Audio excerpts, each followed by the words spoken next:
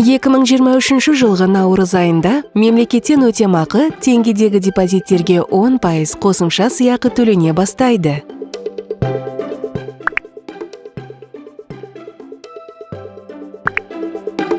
Ол 2022 жылғы 24 ақпанға дейін ашылған.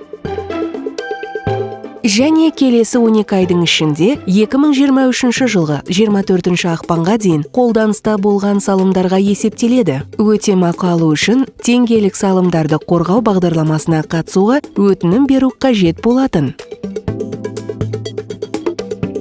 Мемлекеттен сыйақы осы уақытта депозитте тұрған ең аз сомаға есептеледі. Мысалы, 2023 жылғы 23 ақпанда депозитте 1 миллион теңге болды делік. Егер сіз жыл бойы қаражаты шешіп алмасаңыз, өтемақы 100 мың теңгені құрайды. Депозит бойынша сыйақы есептеу және ақша салу өтемақы сомасына әсер етпейді, өйткені бұл жағдайда ең аз сома өзгермейді.